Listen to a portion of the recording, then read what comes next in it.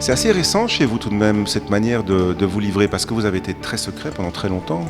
Oui, et encore, me livrer de façon très pudique et très discrète, en essayant de rester élégant. J'avais déjà commencé il y a 3 ans, où je racontais les mémoires d'un cancre, Qui a réussi. qui n'était pas très gai. Celui-là n'est pas un livre gai non plus, mais parce que c'est un livre sur le décès, sur le deuil, sur la fraternité, sur le temps qui passe. Sur le manque aussi. Oui, sur le manque, avec quelques portraits que j'ai essayé de faire le plus drôle, les plus émouvants possible de quelques stars qui sont dans mon panthéon et que j'avais présenté à mon frère quand il était encore étudiant et qui sont toujours là.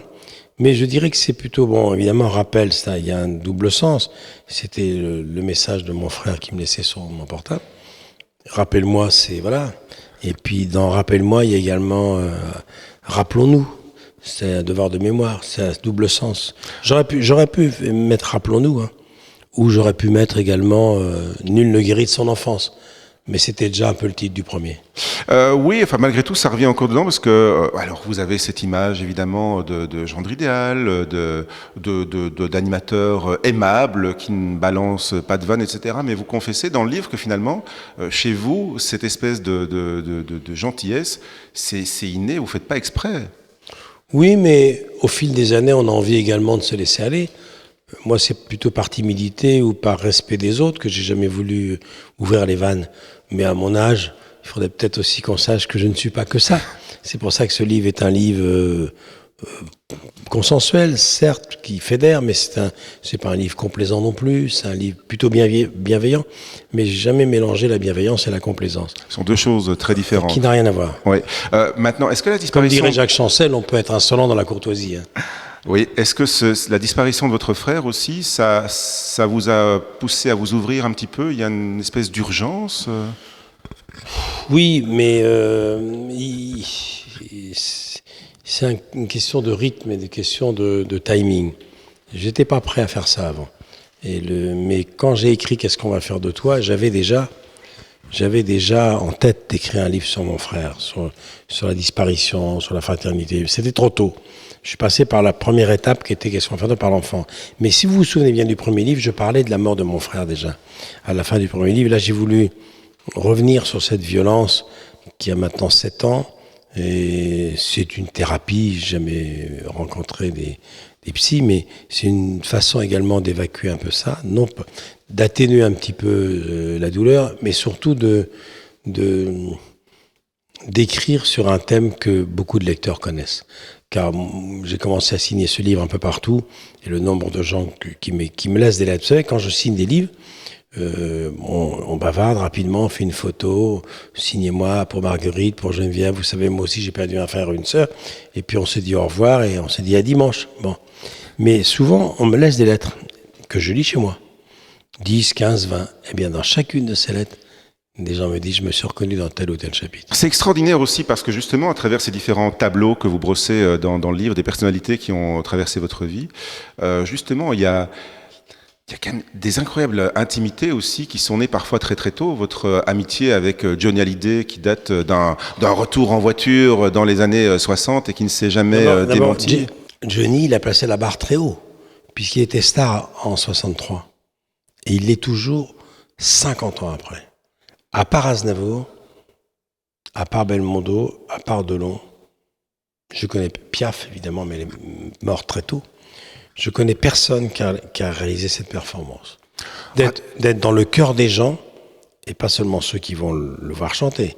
Hallyday fait partie du patrimoine français, comme le Mont-Saint-Michel à la Tour Eiffel. C'est une institution. Johnny, il est dans le cœur des gens, et les intellectuels ont fini par se laisser séduire par ce personnage. Vous avez vu le portrait que je fais de ma mère.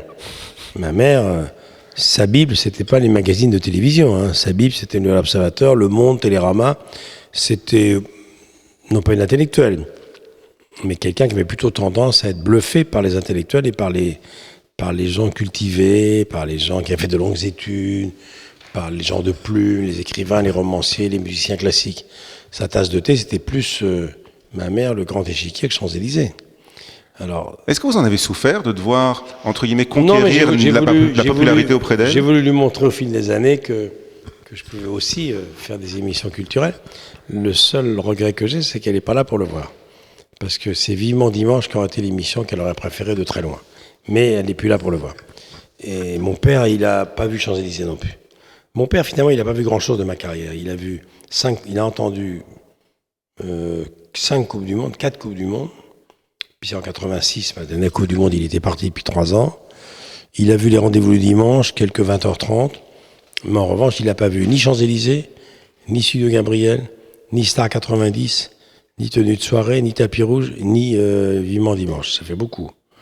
Ma mère, elle a au moins vu tout ça, sauf Vivement Dimanche, qu'elle aurait sans doute préféré à toutes mes autres émissions. On revient sur le titre du bouquin, rappelle-moi.